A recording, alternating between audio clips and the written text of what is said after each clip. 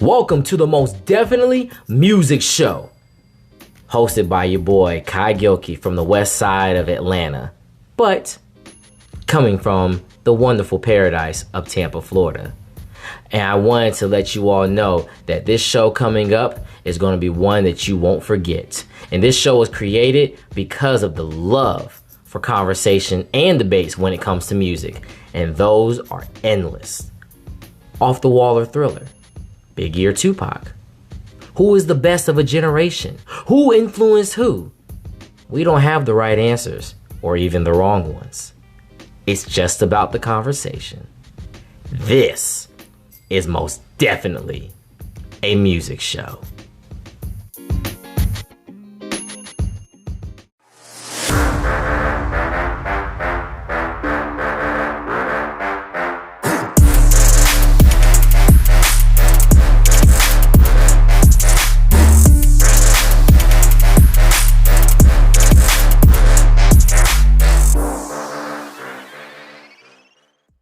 But I would say this, man, with all that, now I want to move into something that's really good. Like, shows that we've been watching. And of course, there's been plenty of shows that's been on, like the Powers, the BMFs, and, we even had our city. You mean Power Force? Tommy. Yes. Wait, now. So what the motherfuckers call, are they calling the one with Tariq? Still call it Power. Fuck Tariq. Still call it Power. But There you go, baby. I love it, yeah. I also like the character. He whip his ass if I see him in real. Yes. Michael Rainey. Disrespectful. Yeah. You think that they should even carry that shit on his back? He's your goat. I give you that. That's why I still call him Power. Just for the record, Ben has never seen an episode of Power anything. So Ladies and gentlemen, we're going to a commercial break so we can whoop Ben's ass real quick. So when y'all say like Ghost and Tariq, like I know who these people are because I see random clips when I'm going down my 3 a.m. YouTube holes or whatever. Classic themes. Yeah, nah, I You don't want to see them. don't. Nah, it's just like with Empire. Like once it gets to a certain point in the show, and I feel like I'm so far behind, I'm over it. I'm not about to try to Ladies catch and gentlemen, if you all give it. It's a lot to catch up with, so I feel it. Which is actually bullshit because I was like 5 seasons behind Game of Thrones and I caught up. So yeah. So I'm saying, like, ladies and gentlemen, if you give a damn about this podcast, if you give a damn about business, please, help. Send help. Send me what is it on Stars? Send me your Stars logins. I have too many streaming services already. I'm not paying for Stars, but if somebody will give me their Stars membership, I can trade you Disney Plus, HBO Max, all that good stuff. I got the Hulu bundle. I want to see it. Give me help that I deserve. Ben over here, like, I got a trade package for y'all and everything. I got ESPN and Hulu for your Stars. Get me the help that I so desperately deserve. Thank you. Thank you. But nonetheless, You're right. They do sound like I had to think about it for a minute. we're just going back. Well, I mean, but just looking at some of the shows that we've been watching. Of course, like the city's namesake, Atlanta, been one of the biggest. on the stand. But okay, so now we're going to talk about this. So one, Atlanta came back for its 3rd season, and of course, their final season will be premiering in September. Which is something for it to only have 4 seasons, but nonetheless. So Atlanta had its 3rd season, and there has been a lot of people who have really loved it. They loved them being in Europe, and then the what's more like I can't say the filler episodes, but basically the filler episodes of like a different subject in the Atlanta universe, and how it relates. Everybody has really loved the themes they talk about. The same thing everybody's always talked about with Atlanta. But we've also had people like Jahi who feel a certain way about Atlanta itself as well. Okay, so we're gonna put it on the stand. All right, so I want to hear from you, Jai. What is your beef with Atlanta? Alright, so first of all, let me just disclaimer: Atlanta is an amazing show. It's an amazing show. I just don't feel like it needs to be named Atlanta, and I say that because I take, the essence of this city, very serious with pride, and I love Atlanta. And there are certain things about Atlanta that I just feel like Atlanta has always deserved a certain light that it never got. Mm. And for this show to be like the staple, when people see, oh, Atlanta, like they're gonna watch this show and be like, that's Atlanta, Mhm. like, and it ain't fully it. You know what I'm saying? I feel like it's from a Stone Mountain nigga's perspective. Mm. You know what I'm saying? And it's like, Damn, Shiny. Preach. But- Go ahead. I'm ready. you know what I'm saying? Inner city Atlantan, like in the heart of the city, the west side, like it's a different scope of Atlanta than somebody who's in Stone Mountain Suburbs. or the suburb, whatever. You know what I'm saying? So it's like them doing a rendition of what Atlanta is, especially when I see the shows. Like I don't know if y'all watch The Shy. Mhm. Oh yeah. And when you see The Shy, I was like, that's what Atlanta like. I watched It's authentic. I watched it with my parents who are both from the Midwest, and like from episode 1 and 2, they like, oh my god, this gives me the Midwest feel. Like the houses, the storylines, like the actors have the Shy essence in them. You know what I'm saying? I'm like, Atlanta don't have that, and it's like Atlanta. Atlanta, if they made ATL a show, that's Atlanta. You know what I'm saying? Like the movie ATL, everything about that shit is Atlanta. You know what I'm saying? The way people talk, the culture, everything. The show Atlanta is like, it's creative as fuck and it's so Donald Glover, but the show should maybe be called like Donald Glover or like, you know what I'm saying? Or Paperboy's Journey or some shit. I don't know. But like calling that shit Atlanta to me it kind of made me mad because I feel like Donald Glover used the name Atlanta because it's what a lot of people do. A lot of people know the essence. Atlanta is like Africa, like the Africa of the U.S. It's like the Black Mecca. So a lot of people use the name Atlanta, use what Atlanta has to like garner and gain like money and stuff like that. So I feel like him knowing that he named his show Atlanta was already gonna have people watching this shit. Like, oh, this shit called Atlanta. You know what I'm saying? Like, this is Atlanta. Everybody want to be a part of Atlanta. Everybody want to watch Atlanta. Everybody want to know what it's like to be in Atlanta. And so, like, being somebody who's from the heart and city of Atlanta, I'm like, that's not really Atlanta. You know what I'm saying? Certain things, bits and sprinkles, certain place you filmed that was Atlanta, but like, the True. essence of this show, even Paperboy's character, great actor, you know what I'm saying? But it's a corny rendition of it. I mean, Atlanta rapper to me, like, and it like it's like 2 Chainz Paperboy. It's like, you know what I'm saying? Like, I feel like that's what they trying to like play on, but it's like, it's a Stone Mountain nigga's perspective of that shit. You know what I'm saying? Like, I don't know. It's just, y'all really niggas know what I'm saying. Yeah, I give you that because just watching it, well, you see like, okay, he's over here off of Simpson Road filming, and oh, he's over here. What's that? Damn it! Just all the little places if you're familiar with, like, okay, he's really in the city filming this shit, and that's what people are like. Oh, so he is in Atlanta, and that's what you get the connection. After that, it just goes a whole nother direction. Yeah. And so for folks like, well, you from Atlanta, you know where he was at, so basically you just gave it credit. Right. And I'm just like, okay, I didn't give it the credit. I just said he was in the city film. Yeah. That's like you're using the resources. It's kind of like what the What has he given to the city?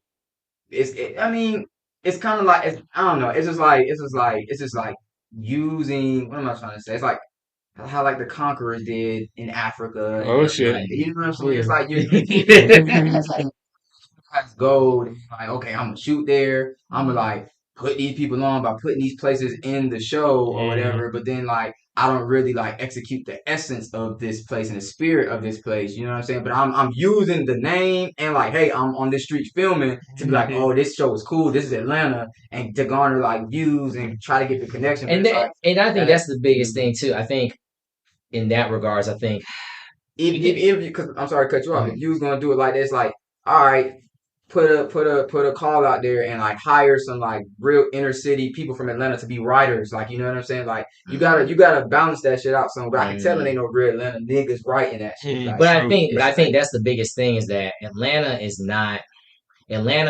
the, what's the word I'm looking for? It's the background of what their tales is supposed to be, and they look at it more of let's explore all these different themes that go on in America, whether it's race or the industry itself or anything like that. And let's use Atlanta as the backdrop because people know Atlanta, how wild it can be. Like, we've seen how much crazier Atlanta has become, whether it's just from music, I don't get it, but it's more of the exaggeration and using it or what people be thinking. Oh, this is what it's supposed to be. Because of course it's television. It's for entertainment value. And of course they're going to exaggerate things. But it's more of taking like, okay, these are things that you see in music. These are things you see in race. These are things that you see from an artist's journey or just in people's regular lives. And now we use the craziness that comes with Atlanta, the culture that comes along with it, or even the gentrification of it all, and blend it into what we're trying to put on television and use this entire backdrop to be able to present this to you. Now, yes, I understand some people feel like, oh, it's not like you were saying, oh, it's not the authentic Atlanta thing, and you're not bringing this, but I look at it as it was never meant to be like that. It was never meant to be this, oh, snow on the bluff type shit. That's or what I anything think. like That's that. what we expected. Though. Yeah, but see, I think that's the thing. People had this expectation, and then when you think that was the case, it's like, okay, completely flipped on you. But nonetheless, the show has still been good because they bring on some of the best moments on television that you're like, bruh, that's some real Atlanta shit, from the Teddy Perkins thing to the alligator I don't know man. what Teddy Perkins said. That shit was just fucking weird. I can say the alligator man, and I think one of the first episodes he's off of Glenwood, and then and the Mrs. Winters. That shit was some Atlanta shit. I can't lie. I will say, like, and just because I watched this episode recently, the barbershop episode. Oh, baby. It's probably like one of the most relatable Atlanta episodes I've ever seen. Yeah, I love that. Bibby is so. That is an Atlanta barbershop. What you say? Man, That's what y'all go through in the barbershop? Sometimes, yeah. I've had the same barber since high school, and like he'll be cutting my hair. He'll get a call. Hey, hold on for a second, Ben. Hey, go out. This nigga disappeared for like 30 minutes. Coming, yeah, man. I had to run back to the house. Man, white goddamn. You get your ass be sitting in the goddamn the barbershop. Yeah, bro, what you got? So I've had stuff like that happen before. They think you to go steal some lumber and but that's gonna happen. But like you find yourself in situations like that it can happen like in a split second. You be around with somebody and the next thing you know, you get into an accident with somebody, have to pull off, you fucking end up stealing lumber from somebody. Like just the situations like that happen. Or you go to the club and then all of a sudden they go to shoot out and then all of a sudden you see an invisible car. Yeah. See some wild shit out here, man. Hey, there is no such thing as an invisible car, everybody, but I'm just letting you know. But I can relate to what he said, nigga. When you fuck with the land niggas, you gonna get yourself in a situation, especially even if it's getting your haircut. Yeah. Or even the woods thing with Paperboy, like him going through the woods and really like learning about like you can't just be a regular dude out here in Atlanta. Like now you have a name. You have to move differently and accordingly, and people will try to steal on you, try to get what you have. It's just easier to do that. So you have to carry yourself a different way. And for him to go through that whole thing, I think that's more like that metaphor of like you said, like something that's relatable. Like you have to really go through something traumatizing like that to make you feel like, oh shit, I gotta move a different way. I can't be the same as I once was and everything. And you saw that with Paperboy. You see now saying he understands like I am Paperboy now. And if I am going to be Paperboy, I'm going to Europe. but he's just like, if I am Paperboy, I'm going to like embrace fans. I'm going to take pictures with them and show like, I'm a regular person, but I know that I can't just be the same. But I think that's what makes the show so really good. And just from this past season, them going to Europe, just showing Paperboy's growth as an artist. So now he has his own tour. Earns become a bigger manager. But still, some of the themes they talked about from Van and her just even going out to Europe, just leaving her and leaving her daughter behind, just because she needed a break from everything and having that emotional breakdown. Like even like. Literally having ain't seen none of that shit, bro. That shit. Damn it, I'm about to say some shit that would put you when they had to smother old buddy. Man, oh yeah, the death dude. No, it's okay. I didn't give it all away. But the person who they were impersonating, that they actually had the off in the episode. Oh yeah. I'm about to say that. I said, oh man, but even just the beginning, just even talking about the whole Lake Lanier thing, and then seeing how that relates into the show, and then the reparations one. I think I'm trying to remember. I think someone was saying more about like we're not going to get reparations the way y'all think. It may have to be through like how Atlanta was showing it, like when they would go to, like these white people's houses and stuff like that, and show up like I'm down for that shit. I ain't gonna lie to you. Real talk. like you find out that someone was a slut. You trace your lineage. Yeah, that's probably the smartest one to actually do. I'm down for giving hell. I'm down for giving hell. Yeah. You go to they and you, what was it when the white dude let the lady in and she's like, oh, this is a really nice house and everything. And then all of a sudden like this is my here's my paperwork, like you have so many days to get out of the house because now it's mine, it's my reparation basically. And then he comes back and he leaves and he comes back and like a whole big barbecue in front of him. So somebody chases him. You're like, there he is right there. There he is right there. Yeah. And But then the hotel scene where the dude, where he was talking to the other white dude. from the Lincoln guy. And then him telling him like, no, we stole this stuff from them. And everything. Who are we to be able to breaking it down? Like he really felt bad about it. Exactly. But it's that white guilt thing that he was relating to. And that's what I was saying about Atlanta.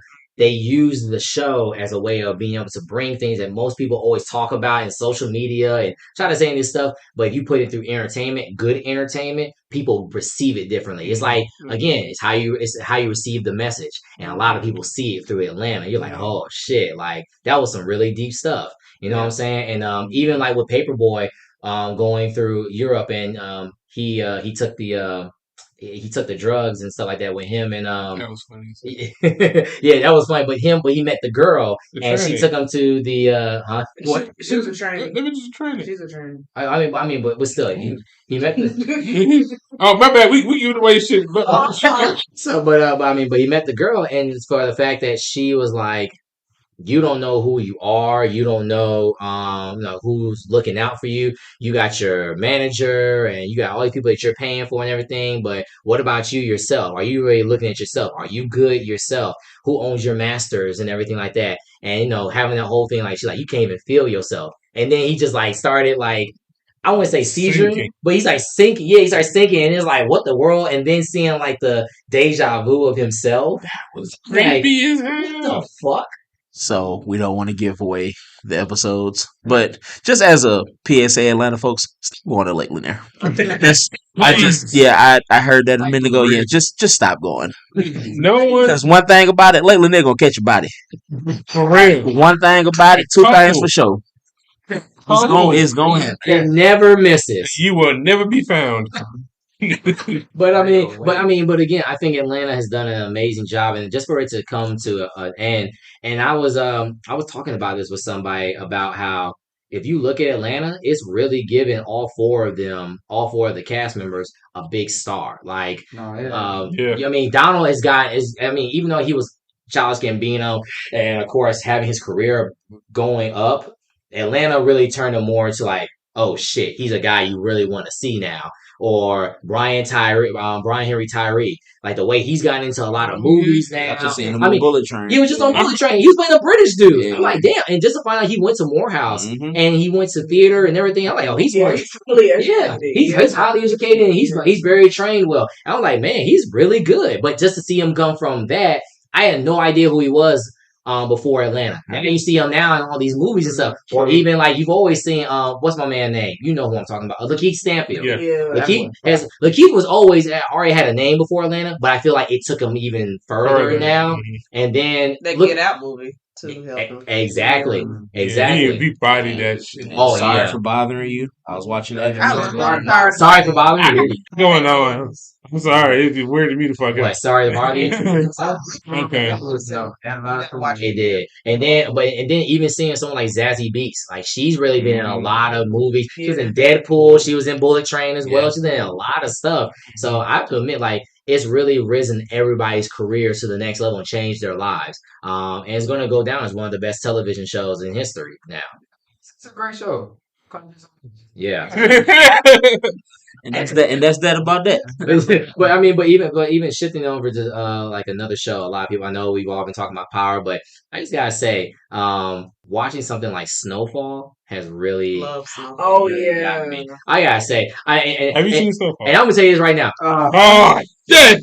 Hold on. Ben has not seen Snowfall. Well, everybody, just let you know, your host Kai, I'm only at season 3. Just to let you know. You've seen it. But this is help for Ben.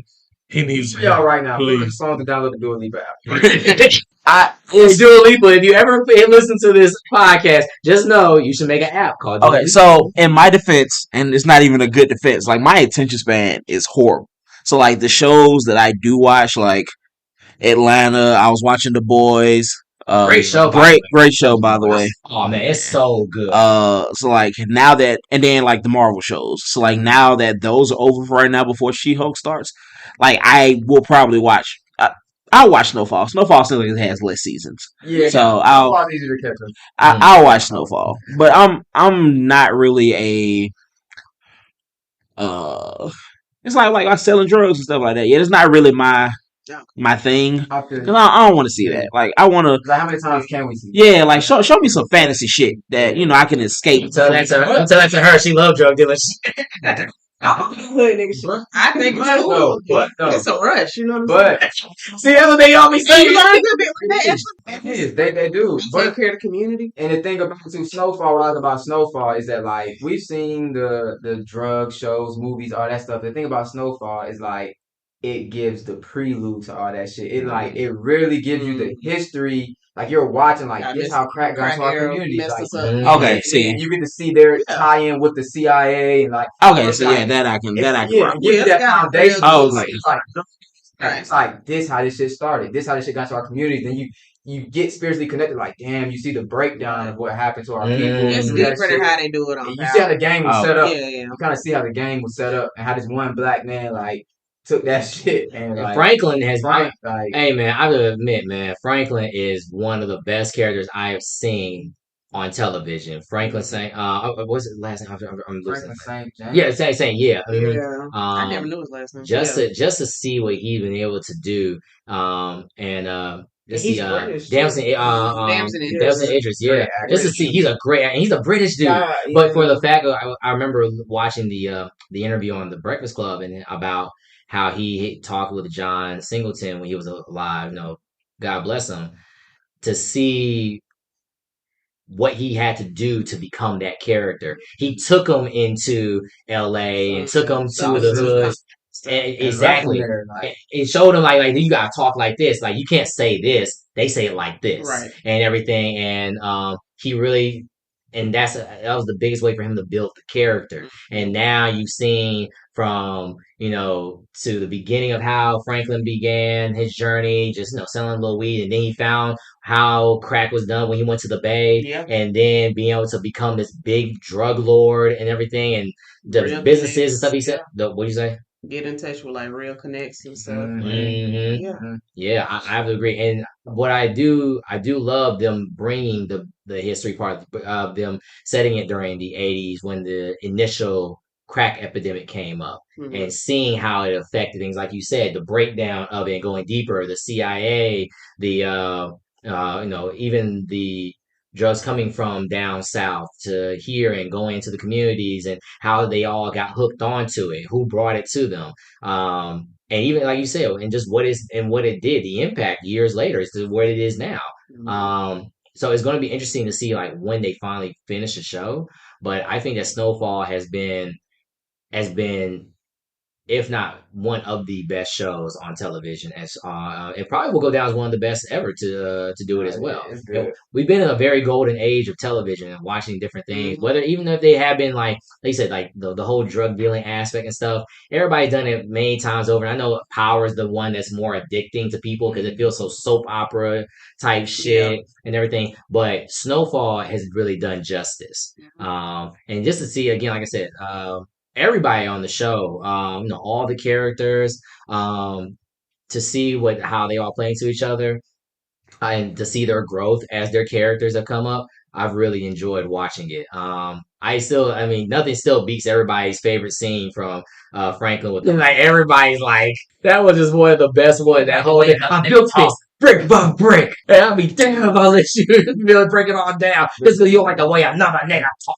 I'm like, bro, what the That was fuck? range. He showed his range on that one, man. Yeah. I mean, I just the whole character development of that show, like you were saying, the whole character development is what makes that show. It's not just it's what the show is like, predicated upon, but it's also like the whole like characters that show probably has some of the strongest actors. You know what I'm saying? Like each character, even if it's not the main, like Leon, all these guys, like they deliver strong roles, and you connect to each one of them in their own lives, and you see them. They all have like grown and risen to development. The character development to me is like something that keeps me in that show. Like seeing how these characters develop and seeing how dynamics switch in that, even with Franklin's parents, like just seeing how dynamics change with those characters and how each one of those characters understand the assignment when their dynamics change, and they all like adapt very well and do a great job of like, bringing forth the script. What's the one who plays Franklin's uncle again? The actor's name. I'm trying to remember the actor's name. What is your Amine? Amina Joseph. Joseph Amin. Amin Joseph. Joseph. Okay, yeah. So Amin Joseph. That dude is something else. I mean, just to see, it's so crazy. Like you really see like how these people are like actual actors, and then you see how they act in real life, and then also you see them on television. You're like, what the fuck? Like, and then I think the biggest one has always been Terrence Howard. You'll see Terrence Howard like, oh, how he was talking. Yeah, man, it's really different. I really like it. And then you see him. A new technology where like we won't need helicopters, we won't need planes. It's higher technology. You're not nigga be able to, hey man, what you going about today? I can't be talking like this. Like, I all that shit, the way he sounds, and then just hear him in real life. It's the same thing with him. He sounds so like, I guess that smart, educated black man feel and everything. But then you just see him play Franklin's uncle, you'd be like, this motherfucker is like off the rails, but he's funny as hell. Jerome is the shit, bro. But I guess it's because we get so immersed in a character, and when you see him in real life, you expect them to be like that. How you see him on TV, like Samuel Jackson. Yeah. So, great actors. You know what I'm saying? They're doing what they're supposed to do. No, we're just continuing to talk about Snowfall and everything. But Jerry, you've seen Snowfall, right? Oh yeah, that's a damn holiday when it come on. We were all talking about but what do you think about the show? Like how you've enjoyed watching it and what it means as well? It's fucking amazing. Thank you.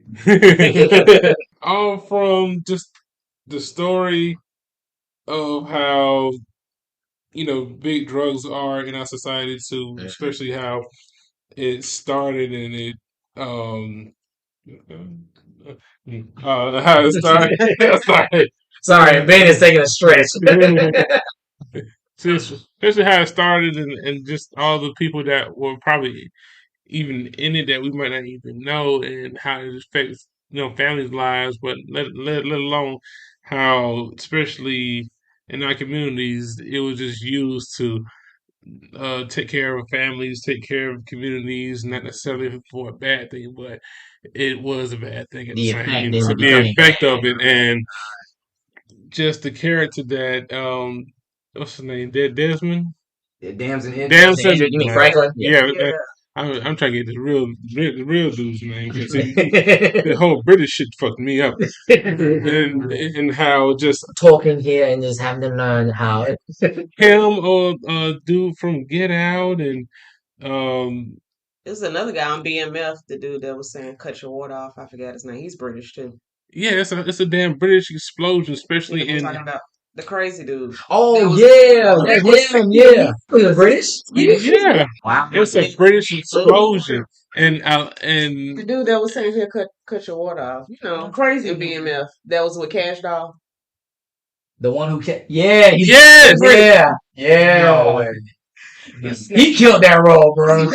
He ain't British, no. Yes. No. And the crazy part is they portray American life to the T, and they haven't been over here but 4 or 5 fucking years. And that shit fucks me up. I didn't even know that what's the fuck is his name? The damn commercials now? The damn commercials for the hotel people. Idris Elba? I didn't know Idris is fucking British. I'm so sorry, like Because you get connected to the people that have such strong roles. Or the girl from Pete Benson. She's British. Yeah, she's British. Got her name. Yeah, that kind of threw me for right. It's like that. And unexpected should be British. Mm-hmm. I mean, but hey, but a lot of those guys are classically trained, and they take it with a different craft, man. I feel some type of way, like you able to portray us that damn easy. Like, are we that? We can't portray them, right? Oh my God, it's so. But you know, but I'll tell you this. I'll tell you why. Remember how England used to be the mother, and like, oh, they were the ruling thing around in the old times. Well, then America became like that dominant thing, and then you see like we become so arrogant. Like you see our shows, you see our attitude, you see how we live life and everything, and it's like all of our stuff goes around the globe. Right. And when people come and see us, it's like it's so easy. You feel like, man, that's easy to imitate. You're like you always just being assholes, like, or you just being like this. Yeah. And so like, well, why not take that and be able to just imitate it, and then you get it down to the T, and you shoot. We'll probably we actually research it. You guys just live it. We actually look from afar and be like, they do this. Oh, they're like this. But that's that, and they soak it in. Like we're under a microscope. I mean, we're American because we made ourselves like that. We did, but it's like we did that so we can. We think we over here separating ourselves from everyone else. That we're being individualistic. You know what I mean? But in actuality, we dumbed ourselves down to the point where it can be portrayed so easily. Is what pisses me off. Yeah, that's true. And it's like I can't help but look at it again and again, and I'm just like, this shit is still good, right? Even the white British guys be coming over here and they be like portraying Americans. Like, wait a minute, what? It's like Tom Holland. He doesn't really. Oh, you talking about Rick? Who plays Rick?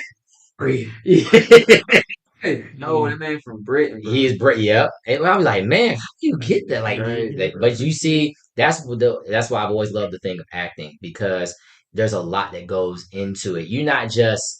I think when I watched Tropic Thunder and remember Robert Downey Jr.'s character. Oh, he bodied that shit. I'm sorry. I still love that movie. I love Robert, what he did in that role. But what he said to Ben Stiller, he was like, sometimes it's not just about imitation. It's more about diagnosing the character. That way we can be able to actually live the pain we can actually portray the pain instead of living it. So that's how they look at it from an actor's standpoint. You look at something and you're diagnosing, like, okay, well, why are they doing this? What's happening here? What made them feel the way that they did? So then when you portray it, now it's like, well, I get it. I'm not going to live through the pain, or like this whole thing he was doing, like the whole Simple Jack thing and stuff like that. You're like, that's why you don't go full, towards that. You only go to a certain point. So I think that's one of the best things about acting is you have to understand your character. I remember Samuel Jackson said that for his characters,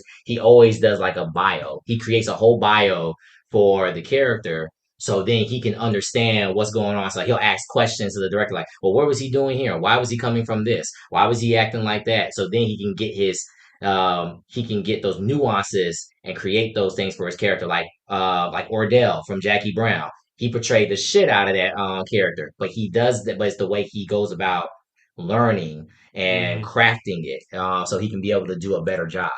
This coming from the thespian. But at the same time, it's just like I never really realized. I mean, I kind of did, but not to the depth that actors have to actually immerse themselves into a character or an actual image until it was like Jim Carrey. And when he actually gets a role, he immerses himself to become the person. Yeah. And the whole time, whether he's on set or off set, he is still in character. Method acting, yeah. And until they say cut, this a wrap in the movie, like he is still in character, and he has to literally go off for a couple months just to get himself back to being himself. Like Robin Williams was another one. That's why he hurts that he's gone. But it was just he couldn't balance that. Henceforth he's not. Heath Ledger went through it. He really did. Exactly. But see, method acting is tough, man, for a lot of people. I know it's more off subject, like what we've been talking about with movies and with television shows.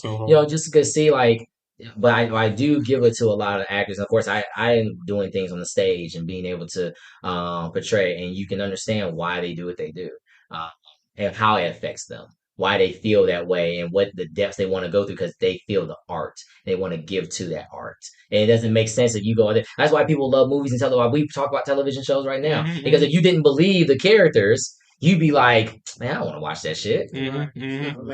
It's not gonna make you feel. You're not gonna buy in. You didn't feel like Omari Hardwick was like Ghost the way he played things. You're like, man, fuck. Or Michael Rainey. And then the crazy part is that if you see him, like you just said, you expect him to act like the character, but they're not. Oh yeah, like Joseph Sikora. Seeing Joseph Sikora how he is off screen, and then when he plays Tommy, you're like, hold on, who's this nigga? He is two different people. But it's so funny. Like, yeah, I had to talk and make sure that when I talk to 50 and I talk to Courtney about the character, you be like, who are you, bro? And then he's like, the slick talking, fast person, aggressive Tommy. You like, that's how we got introduced to him. Yeah, that's what you expect. Exactly. So then the next movie come out, like, oh shit, Tommy's in the movie. Oh shit, here go Ghost or some shit. And just like, but see, now you know them by those characters. Right. That's what's so crazy about it. But I do want to ask everyone. So we're getting ready to get to this last part of the show. So there's a couple of quick questions I want to ask everybody. Okay, so far it's good. So I want to ask each of you all. It's going to be 5 questions, and of course, answer how you want them. So first question is, if you were an artist, what type of music would you like to create? Jeremy? Some shit with pots and pans because it's fucking simple now. I mean, like genre, like what would your music be about? That's a great question. Being from Atlanta and being that our background is really fucking trap music, but at the same time, we're just another offset from Florida's, bass music from back in the day. So, I really connect with like Southern hip hop, and that's come I really flow with Crit. I can still flow with UGK, Tip, but at the same time, it's like they put on they had to put on for the city back in the day. So now that the city is put on, it's all about being yourself and not being afraid to be yourself around anyone. And that's the beautiful part of it. So I would still be hip hop. I say would be the genre for me, but I would have to like it will still be purposeful, but to the point where it would be on some Dennis Kendrick shit. I would still like to be in my own lane, and I don't give a damn who you are. But this is what makes me feel good. I'm gonna try to put on. I'm gonna try to still bring my knowledge and my history of, I guess what I grew up on into it some way somehow, and pay my respects. Yeah, so I feel like I would kind of be like a Weird Al kind of guy. So just straight up parroting. How do you say that word? There you go. I always slip up on certain words, but like doing parodies of songs and stuff, like comedy rap. That's kind of because I don't have shit to talk about for it. I know I ain't got shit to talk about. Like I can sit on a podcast and tell folks, all about my life experiences in my 31 years of life. But as far as rapping, like nobody trying to hear that. So I know what sells. So I'm like, if I'm gonna do something, I'm gonna at least do something that's gonna make me laugh at the end of the day. So yeah, doing like parody songs and comedy rap like Lil Dicky and stuff like that. Like, hey yo, what's the name of his show again? Dave is a good show. That show. Dave is a good show. This second season got a little weird. It took me a minute to get through that the episode with him and the peanut butter. Oh yeah, it took me about 2 weeks to get through the episode because I'm a very like secondhand embarrassment kind of person. So if I see something on TV, even though I know it's fake, I'm like, bro, like I can't. Yeah, I'm like I'm gonna set this off. I'm gonna come back to it later. But yeah, something like that would probably be what I do. Yeah, I think I would just stick to hip hop and R&B, but I really can't picture myself as like an artist. I think I would want to be like a producer or a songwriter. Kind of help the artist get to their next level and kind of really tap in. But as far as me being an artist, I can't really Yeah, it's tough. Well, I remember you But said. if I was artist, it would be. Well, I know you always say you always loved the whole thing of being a video director as well. Yeah, because I was a big Music. fan of Hype Williams back in the day, Dave Myers, Little X, even the people that did, scored movies and TV shows and stuff. I was always into that, and I still am. But yeah, that's what I would do. I would probably just do R&B, hip hop with a little touch of neo soul. But I want something that would like reach people, something kind of conscious. But other than that, I don't think I can see myself being an artist either. Well, Jahi's already an artist, so I mean, but still. Well, I am an artist, and I guess I'll flip the question to what kind of music I would make. I tell you what type of music I do make. So I make what I call and coin fruit music, and I believe that we're all fruits in the garden of the Most High, and I feel like fruit is one of those things that is one of the only things that really tastes good and is good for you.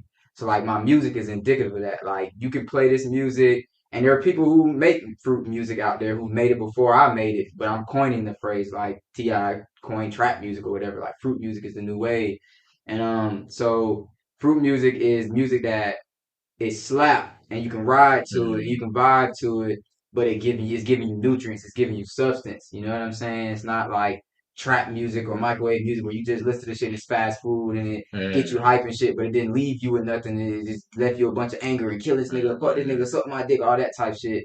But no, like fruit music is like it's fruit. You know what I'm saying? It's like it's handcrafted. I'm channeling from God, and it's being organically grown and it's coming through and it's cultivating life and nutrients for those who put their ears to it.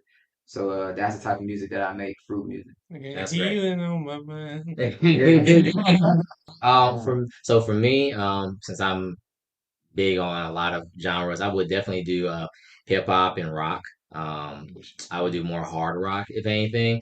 I've always had this. I've always had this idea of doing a double-sided album, doing one album be hip hop and the other one be rock, like as a debut or even just be as a double album. I've always loved those. I've always loved hard rock. I've always loved being able to like the aggression and the and what comes out of it and how people actually like buy into that. But I would definitely talk more about the things that relate to a lot of people, like I guess like an alternative. You know, kind of reminds me like what Linkin Park would do in their music and do that from a hip hop and even from a rock standpoint. How people are feeling, the things they went through, and also just talk about just the fun stuff that goes around because that's one of the biggest things of music. You want people to feel like they're going to have fun no matter where you go. You want them to be able, if they're in their car, like, oh, someone they can bump to, someone that, of course you'll hear, that'll get you money and they'll come to your shows, but also things that's going to make people like when they hear it and when they listen to it, especially from a music standpoint and lyric standpoint, they know that they feel that in their soul. They know, man, I can relate to that. I can be able to, and I can bring people together. So if you decide to come to a Kai show and it had rock music and you had those rock fans that really loved it, oh man, they'll go crazy for it. And then you have those hip hop fans who really love my stuff or like both of it. So I just like to attack it from both sides. Man, so, look, y'all done seen us fuck up the trap karaoke stage. Y'all done seen us just kill shit. I'm trying to, hey, y'all let Kai know he need to let his nuts hang. I done already offered this nigga. I told him, bro, we need to go ahead and just make this music group, me and him, bro. But you know what I'm saying? I don't know why this nigga nuts so high. He let them bitch drop. We'll fuck him up, bro. Exactly. Music and then him and his spirit doing the rock, bro. I'm telling you, bro, we'll be like the next Outcast, bro. It won't be it won't be Kai. We need to get his ass in the name generator to get him a stage name. Yeah. That's a real nigga shit. Ever happen, it's gonna be one of the greatest things I've ever seen. I'm telling you, I'm a visionary. I do this. I'm quitting my job. I ain't missing this shit for nothing. Another question to ask you all, each of you, and I'm gonna go back the other way. What's one of your favorite albums? For me, all time. Yeah, one of your favorite albums of all time. Ask that question. Why I said one. I didn't say the, but I said one of your favorite. Okay, I'll say for me, one of my favorite albums. I'm gonna go off I'm gonna not do hip hop. I'm gonna do something rock oriented. For me, it's always been Linkin Park's Hybrid Theory. It's one. It changed how people listen to rock, especially hard rock, and it took them into like that whole rap rock category, and they did it really well because you had one person like Chester who could sing and bring the aggression, and Mike who was the hip hop guy, and him rapping on the different stuff. And he's really pretty good. And just to see how they blended both of them together, it was like holy shit. Each track just said bam, like oh shit, oh shit, oh shit, man, and it became the greatest selling debut album of the 20th century. And it made a generation of fans just fall in love with them. So that's one of my favorite albums. That shit is a hard question. I'm over here like, damn. Right. Well, I guess Friday Night Lights is not an album, so I won't say that one. I wish it was. Yeah, if Friday Night Lights was an album, then Mm. I have to say that one. But that's hard, man. I'm gonna just go. I'm gonna go with my guy Kodak, man. Calling My Spirit. That album. It's a few songs on there that I was like, okay, you know, it's the commercial songs, but the songs on that album, like Kodak, like the way he approached that, this was like him having this godly view of himself and like talking about himself from like a godly higher perspective. You know what I'm saying? And for somebody like Kodak and how we look at him and may perceive him, he has some real essence on that album to me that, you know, go over a lot of people's head. And even for the judgment a lot of people give him, it just goes straight over their head. And it's a lot of prophetic things and things that like he's just saying that like just I don't know, it touches me a certain way. Like I just feel something in my spirit when I listen to some of the songs on that album. So yeah, I'd say "Calling My Spirit" by Kodak. Man. Probably might be go off the wall with this one, but I'm gonna say Adele. Okay. Which one? What was it? 25. The 25 album. Yeah, I like that one. The biggest selling album of the century now. Because it's very emotional. It kind of has a little bit of something on there for everybody. Mm-hmm. And also her most recent album, 30. I like that too. Oh, 30. I didn't listen to Is that like her thing to just name albums? Like Yeah, I Album like age. It's more about like the age when I she listen made. to an Adele album. I listen to her singles, but I never listen to And her. it's crazy because you can see how she progresses because on each album it's like she's going through something different. I'm gonna check it out. And I think that's the best part about her theme, that she shows the growth as when she was 19. Oh, this is what she was thinking about when she was a 19-year-old. Now she's 21, or she's 25, or now at 30. Yeah. Now you see how really, as yourself as an adult, how you change. You're really not an adult when you're 19. You think you are. Now you go through young adult. Now you become an actual adult at like 25 and 30. What? She got what? She got some dick. I changed the whole perspective. I changed the whole perspective. She has a son too, so Exactly. and then now she's rich. She got Rich Paul, yeah. There you go. Yeah, that's why 30 sounds so different. Hey, right. She got some. Hold up. She with Rich Paul? Yeah. Yeah, I know about the boy. No. Yeah, she with Rich Paul. Why She ain't did the Olympic even Games a lot, yeah. I ain't even mad at it, Adele. I ain't even mad at it. Yeah, Gwen got black. That was different. Wow. Two. So I'm gonna do SZA Control. Wow. That's one of my favorites. I think it just talks about a lot how women can relate to having those certain insecurities about, you know, not being, you know, looking a certain way, not looking like an IG model and things like that, and just, you know, things we might go through 20s transitioning to 30s. So I like that. And Marvin Day, Lauryn Hill. Yeah, I think it is the modern day Lauryn Hill. Really? Yeah, Mhm. modern day miseducation. Mhm. Yeah. And the Sun's Tirade by Isaiah Rashad. Which one? Sun's Tirade. Sun's Tirade. Hey. All right. I'm sorry. We can't just mention his name and not Talk about. Yeah. Isaiah Rashad. Oh Yeah. God. Oh no. Just like every time his name, you're probably like Isaiah Rashad. All right. I guess I ain't gotta say it because I feel that energy. So. You know it's crazy because every time when I listen to his most recent album and I was listening to it's a song called What You Said on the album because they sample Bunny Hop. Yeah. And I always like that. I was listening to it one day at work and it was like, are you okay with? I was like, I'm not trying to fuck him. I don't care, but it's just like, you know. Anyway.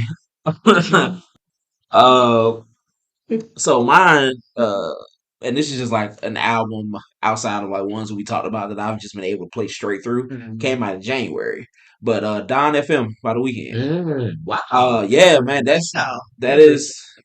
It's a great album though. Yeah, I don't have a super deep reason why I love the album. It's just like it just make me feel good, you know. He has a song on there with Tyler called Here We Go Again. Here we go again. Yeah. I love the transitions on the song. I love the Jim Carrey kind of like does his narrating thing throughout. But yeah, man, I love the album. So that's what I'm gonna go with. Good one. I got multiple. I mean, you know me. Two. I gotta do a 3. I'm sorry, but you know me. Like I'm on here because we love fucking music. But Yeah, no. Gotta take it back to the Black Album. Bro, I'll never forget when you bought the Black Album That and shit. you played the fuck out of that damn album, bro. And I remember I came and listened to it. I was like, this shit is really good. That shit changed my perspective on hip hop, especially being from the South. Like that shit just took it to another level, and I was just like, it brought my whole perspective, and being that it was the second concert I've been to besides Kanye ever in my life, and I was just like, damn, Jay, you doing it like that? Like I heard Big Pimpin', I heard you know all the music beforehand, but I never really caught on to Jay until the Black Album came out, and we was in middle school, and I was just like, yo, this is fucking art. After that, of course, being from the South, I'll kill myself if I didn't say Stank on You. Yeah. Wait a minute, speaking of Stank on You, who said they didn't like Stank on You in here? Maya. Damn it. Just about, I mean, I like, of course, some of the singles, but just as a body of work, I never felt it. And I mean, I'll go back and listen to it. And I said I was going to do that, but I wasn't feeling the album as a whole. Some of the songs just didn't really hit with me. I can understand that. Yeah, I mean, I can definitely do that. I mean, my brother doesn't listen to Outkast at all, so I love Outkast. Yeah, so I'll take that. You were saying was Stank on You, Jerry? Yeah, that's what made me fall in love. I mean, I heard tracks from ATLiens, but I didn't buy ATLiens until I was in 8th grade. It was on a field trip. Okay. But that's when I was like, damn. But that was my introduction, and Killer Mike was on the project, and it just the lyricism and the lyricism and just the relationship that Big Boy and Dre had just to make something just fucking amazing. I just had the utmost respect. And the third one is the Eminem Show. Wow, there we go. I can't. I'll be remorse. I was remiss. Thank you. I say I'm trying to get my shit together.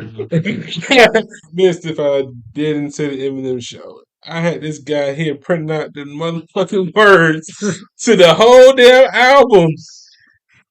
And we will be in the cafeteria saying this shit, and people be looking at it like, what are these niggas over here doing? And that's when it came out.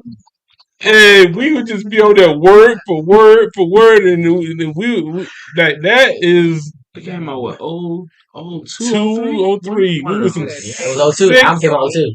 6th damn grade. Bruh, I never forget that song. And everybody would be like, go on and sing the song and stuff like that. And I knew the whole song, like the back of my hand, and knew everything that came out, bro. And they just couldn't, and nobody's like, damn. And that's how I learned slow jams. I ended up learning slow jams because I ended up printing the lyrics out, and I would read, and I read the lyrics.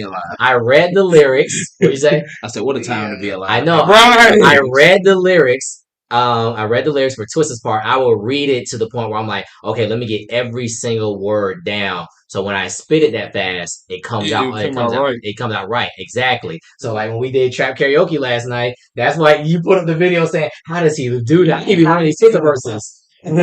Because I always thought it was dope that someone like that could spit rhymes that fast and be able to like audibly put it on wax. I was like, oh, bro, that's amazing. Why can't I try to do something like that? And I figured that if I did, I'm like, that's a talent that a lot of people can't do. I could be able to do it. Now, look what we've done for Trap Karaoke. We've won multiple challenges because of so. But that's a good one. I like that. The Eminem Show is a really good one. Because But I feel you, man. But Gotta say the College Dropout. Sorry. yes, Gotta I love say the it. College I don't know Dropout. why. All right, we'll Gotta say be disrespectful. We never said it, But yeah, especially when this cat here beat my ass to Piedmont fucking Park, not Piedmont to Centennial Park, Park. and got me to pay $5 to see Kanye West. But so glad you remember that shit, bro. Live that down for the rest of my life if I would have missed it. So okay, so Yes. okay, so back to this is during the time when Kanye was like, this is when College Dropout just came out. So Kanye was known, but he wasn't like established as a superstar at that point.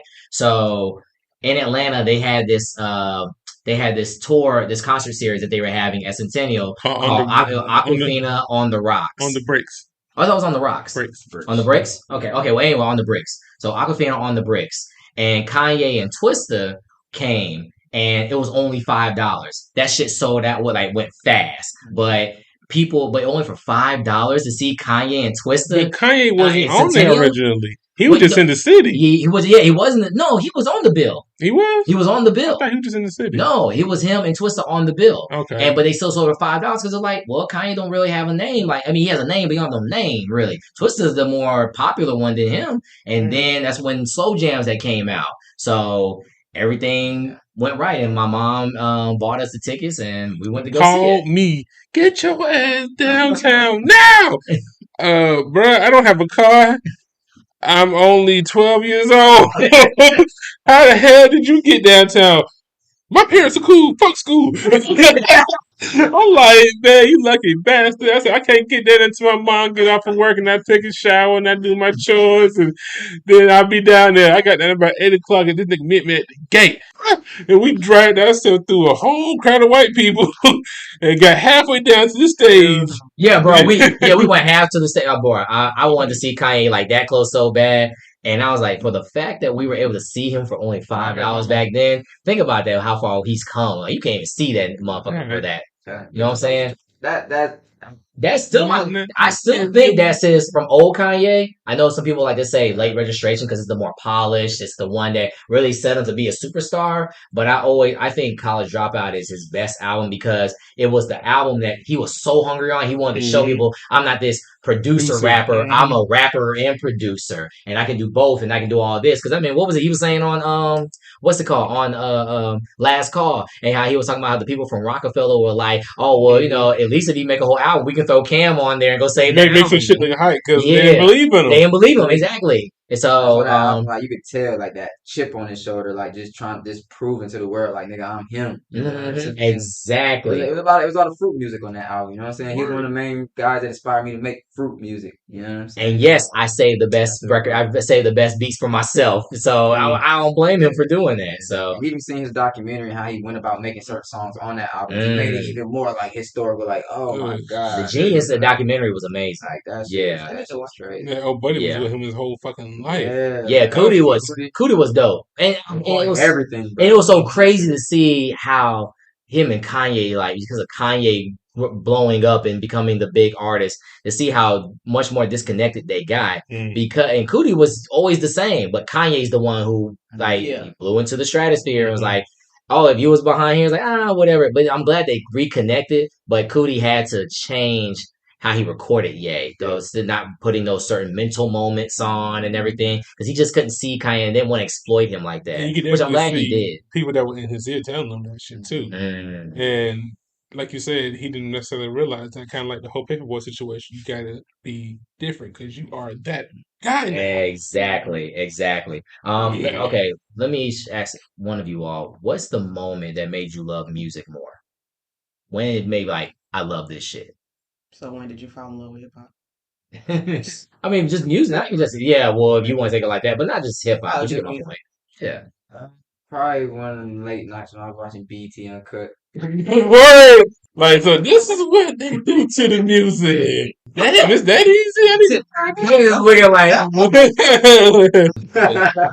With Lad with the Cartoon Channel program that's your last, just in case somebody walked in there. Oh yeah, I know about the BET Uncut. Gotta have that quick draw McGraw. So you hear that? Unfortunately, I've seen that with my grandmother, and that was the weirdest shit I ever did. All right. Yeah, and in a black household, you can't when you watching BET. Like, we up in the middle of the night, then watch nothing but BET movies, and then 12 o'clock, I said, okay, time to change the channel. And then I'm like, no, just give me this BET, right? I said, Grandma, time to change the channel. 1201, come on, must be ass, because I ain't your face. My grandmother and grandfather in there looking at the shit. I'm just in there like, oh, what the? It's the most awkward shit. My grandma's like, yeah, I like this shit. I don't know. But to answer, did anybody else want to go first?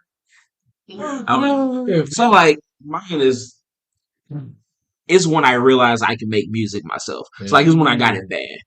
And like originally I got in band in 7th grade, and the reason that I got in band originally was because I saw there was this teacher I used to hate. I'm gonna say her name because she can't do nothing to me. Miss Dobbs. Miss Dobbs. Miss Dobbs? Yeah. Could not stand Miss Dobbs with a passion. Oh, that's a throwback. Yeah. Skinny one, right? Yeah. Skinny, the language arts teacher. The one who Cardi wanted to blow up, right? Yay! Why did I like that? She was a bitch. She yeah. She a white or black? Damn. Yeah. Okay. Sugar Honey, I used to see that's the first time I ever heard. So like I got in band specifically because I saw how much the band kids were getting out of her class to go do performances, and I was just like, yeah, I have no interest in any of that stuff. And you didn't know that's why I got in band? Yeah, that's why I got in band.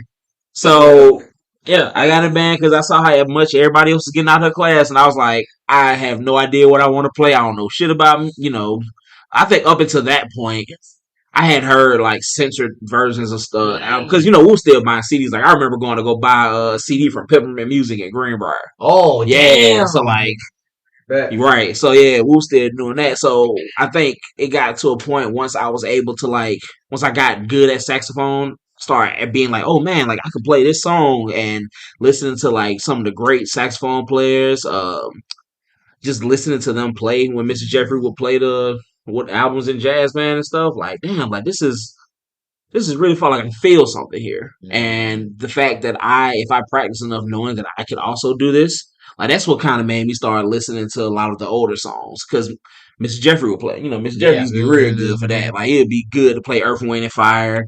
My mom would do it when we were cleaning up too, but like it just meant more to me knowing that like now that I have an instrument, I could possibly become one of these guys. I mean, clearly it never happened because I'm lazy, but that's kind of when it happened for me. So I don't remember the moment, but I just remember being young, just watching music videos, and I just started liking music. Played the piano growing up, took some lessons, went to some symphonies. So I just, of course, my family played music, so that was it. Pretty basic. But no, I don't remember like the exact moment. But basically, you had a lot of experiences in music that like, oh, I'm like, I really enjoy this. I remember you even saying like your uncles like put you on a lot of like the East Coast music and everything was something too. Yeah, and my other cousin Ashley, she was into more like neo soul stuff, so she kind of put me on that. My mom listened to a lot of R&B, a little gospel, but mostly R&B. So yeah, that's pretty much it. I would say when I was like around 9, because growing up I wasn't allowed to listen to hip hop or rap. I can only listen to like classical, gospel, Motown, reggae. In the shows today. Yeah. We just had the damn conversation. To like sneak and listen to rap music. So when I was introduced to rap music, I was like, oh snap, I like this. And it made me just appreciate music and like everything even more. So she started listening to snap music. Man, Radio Disney used to be a bop. Right. Radio Disney. Me, I just assumed it was cool. Listen, no, that's now I'll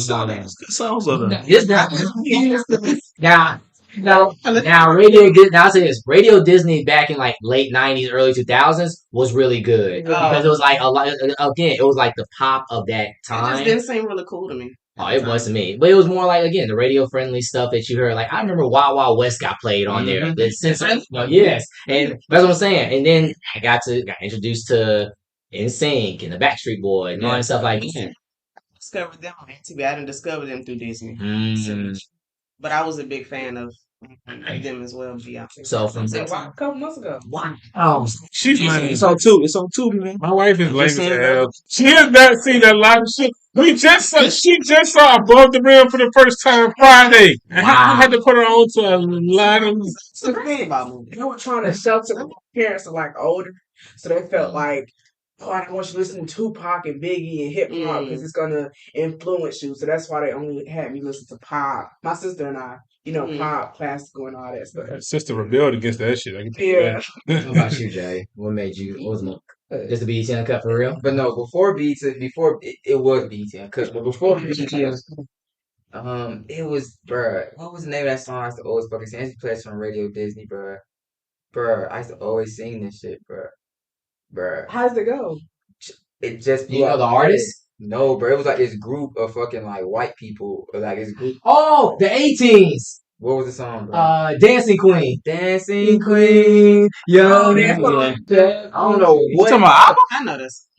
No, but this is group. It was this group that's out of Sweden, called 18s, and they were ABBA cover group, and they became big. They did the Dancing What it Queen. was about when they did that? Somebody have been like what, 6 years old? We used to watch it on the video. Come on, I don't know what it was about that MTV. song. It just like did something to my brain about music, and I was like, wow, I want to discover music. Like something about, I used to sing that song all the time. I just to this day, like, something about that song just live in my heart. I don't know what it was. I don't know what it was. I don't know if it was the beat or whatever. I don't know what it was about that fucking song. Because right now, as I'm like, what the fuck was it about that song? But it was something about that shit that just like awakened my musical chakra or some shit. And I was like, I would say for me, I would say what really made me love it is probably my first rock concert.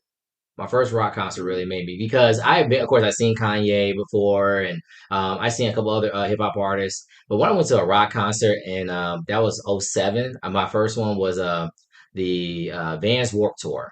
And I saw Killswitch Engage. I saw Paramore when the Riot had just came out, and that became a big album. I saw when Katy Perry, when I Kissed the Girl had came out, and she was on the main stage, and she was still dating Travis McCoy. And just to see the culture of what rock was like. I had always been around so submerged around black culture. So then when I finally saw rock, it was like, what the absolute hell? Like they're doing crowd surfing, and they're smoking marijuana and everything all throughout the whole thing. It's an entire big festival, and I was like, damn. So this is what a festival really is. And just to hear people enjoying themselves throughout the day. And I remember I started crowd surfing. I was a little scared. Like, I hope these motherfuckers do not drop me at all. And all I could see, I remember I was trying to find because my friend Vicky and Gabe were with me.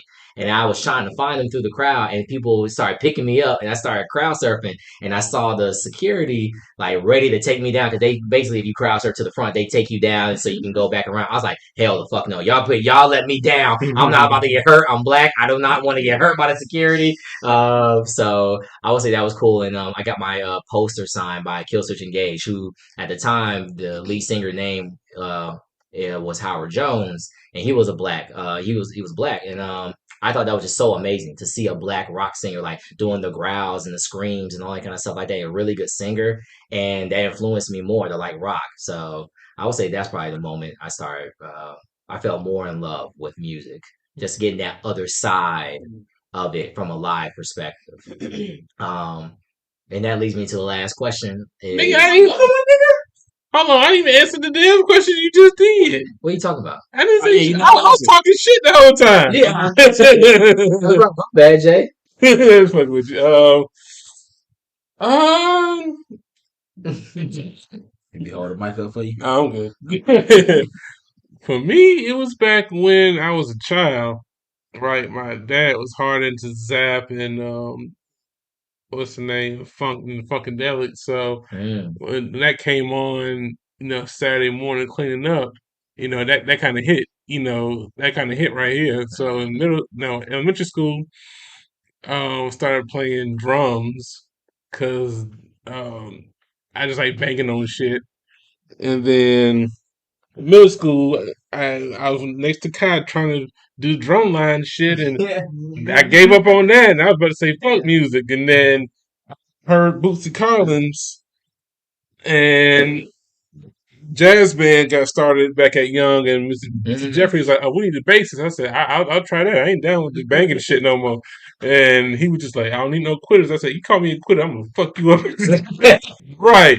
I was like, it pissed me off. So me being pissed off, I started on the bass, Yeah, I and remember that. next thing you know, he leaned on me for everything with the Mhm. damn bass, and um, jazz band had made me fall in love with music because it made me look outside of hip hop, and I started listening to more contemporary music and the shit that I ain't talking about like more jazzy type stuff because I was already liking funk and hip hop so because it was uh, had some soul to it. I was just like, damn, this is pretty damn cool.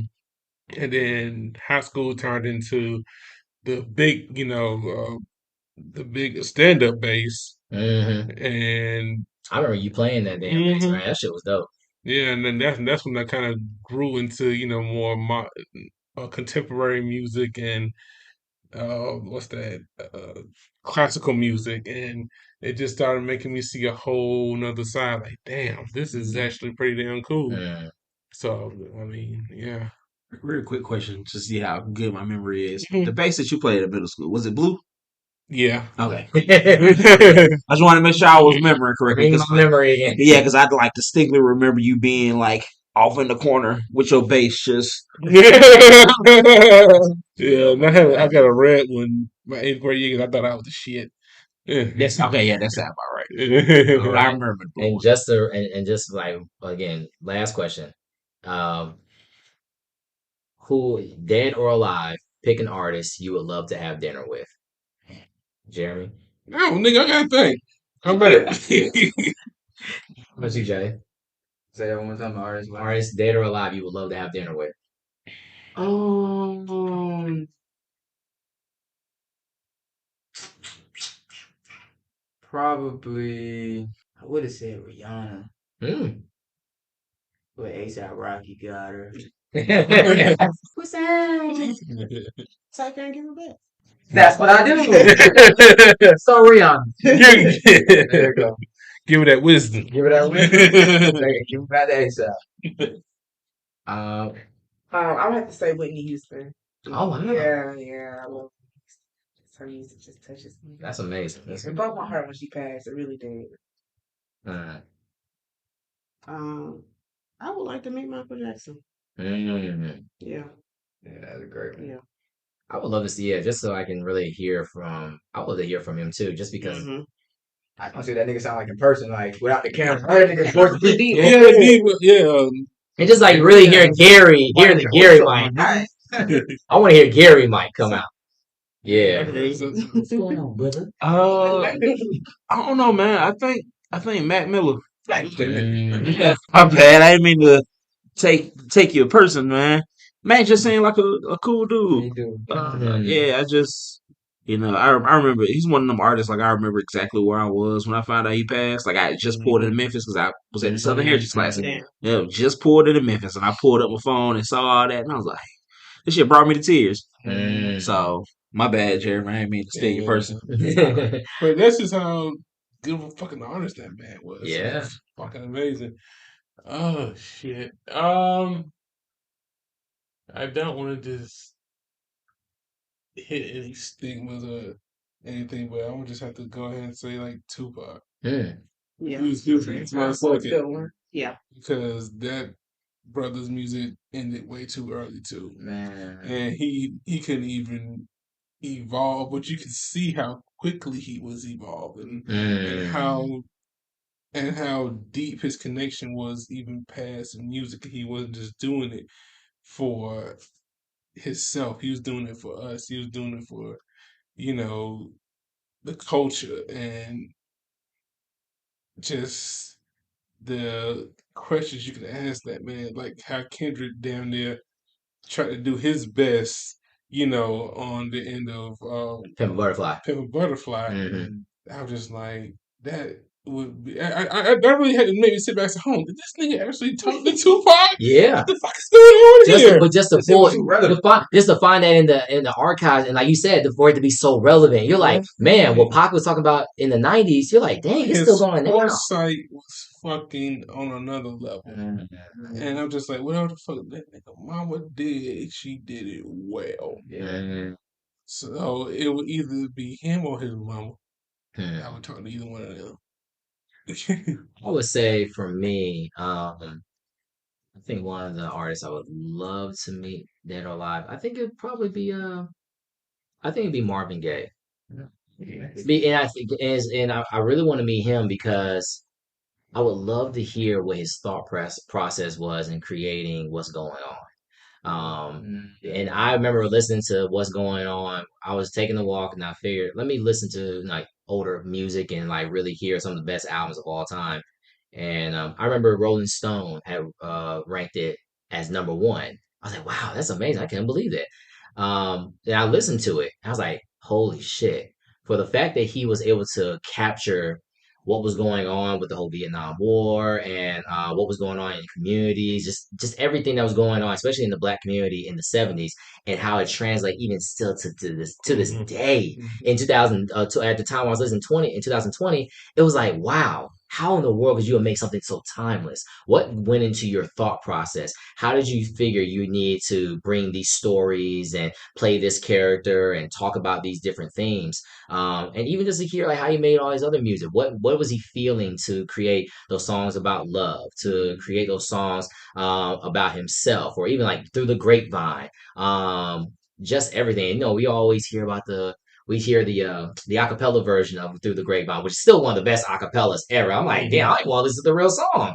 Yeah, but it's just listening like how did you come about creating the music and the art that you did, and what do you think it is to be a man in that time period? I think it would have definitely gotten some great insight, and just even because you see what he had to go through with his dad. Just for the fact that his dad killed him. Exactly.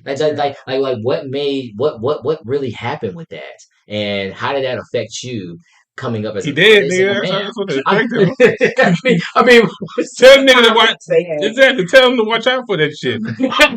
but just to really like see how that affected him in becoming an artist and becoming an adult. So that's what I would say. Yeah.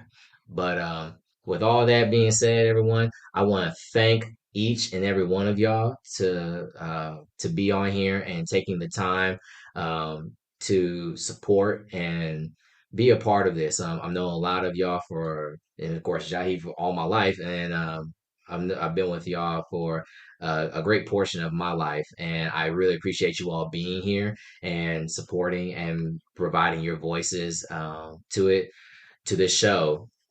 This is why I thought of it, so people could come together and be able to debate or talk about what they thought about music or culture or anything else. And today's episode really brought that to what I created the show for. So I really thank you all. Thank you for being here. Thank you for your passion and everything that you all do. And I want to say as well, I am proud of each and every one of you all for who you are now, for the adults that you have become and the people that you all are, the characteristics, everything that you all have done in your lives, because by no means are you all any failures. You are nowhere. We all have failures in our life, but they are all things to be able to make us become better people so we can have the success. There is no success without failure, and none of you all at all are any failures. You are humongous successes to this world. So I just want to say I want to give that to you all and that love to you all. That boy did give an Oscar award. I know, man. Got tears forming in my eyes, man. Please So- support the podcast because we did this for free. I had to learn. So one Hudson Husky. exactly.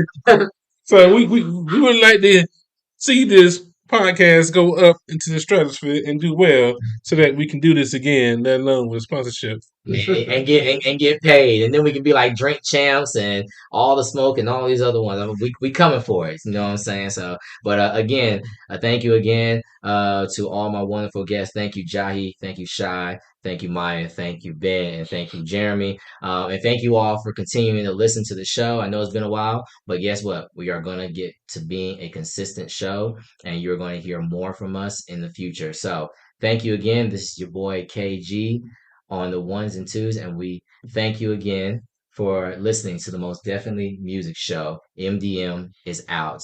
Take care. Most definitely, ho. Oh, and by the way, this reminds me so much of a Drink Champs episode. We've been recording this episode for 2.5 hours. Damn, this really does feel like a Drink Champ. So let's give a big all. Definitely, ho. Most definitely. Thank you.